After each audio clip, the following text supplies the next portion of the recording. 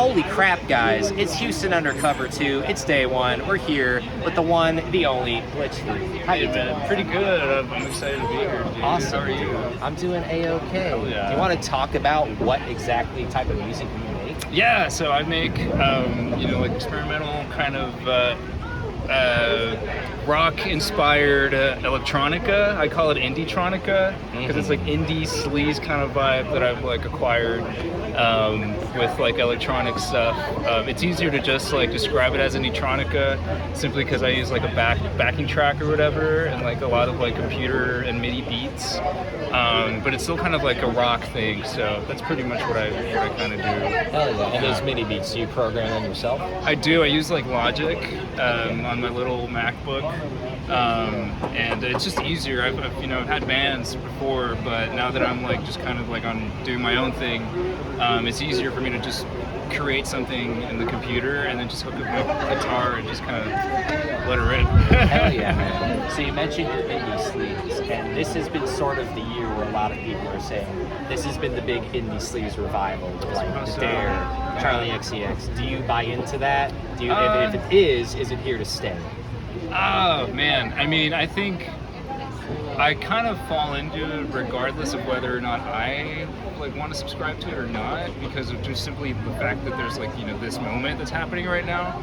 But I guess I don't really. I do like. I am inspired by like the vibe that the Dare and this whole movement that's happening, but I wouldn't really subscribe to it. I wouldn't say that I'm like, because I've been doing different stuff throughout like time. I started with like punk and like experimental and like acoustic and folky kind of stuff, and now I'm kind of doing this thing. I just kind of feel it out depending on how I feel is like relevant to my life and how I'm feeling in like that present moment. I don't know if it's going to be like a thing where it's like, oh, this is here to stay. You know what I mean? It's like grunge in the 90s or something, or emo music, or although emo never ends. Emo has a revival every like 5 years. I think emo never really truly leaves you, because I've been emo ever since middle school. So yeah. Look at this, OG, right? And here. a certified emo kid. Look at his nails. He's not a fucking poser. That's right.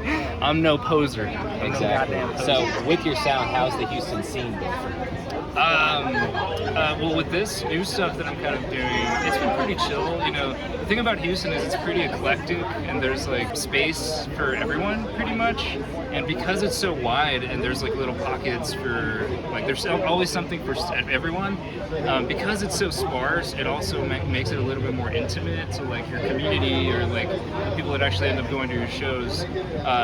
Like the vibe feels a little bit more intimate rather than like there's like a hot spot where everyone goes and like there's strangers all the time, and you know what I mean. So it is really beautiful in that way, that it's like intimate, but it's also as far as like expansion and growth like that, you got to put a little bit more extra work when it comes to that.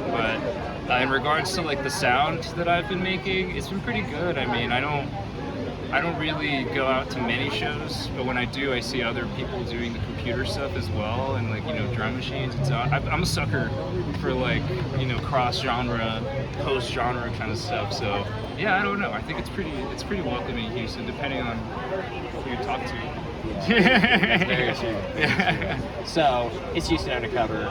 We kind of had like a little bit of a not traditional way of choosing a lot of people. There were like 5 people that technically went last for picking this year.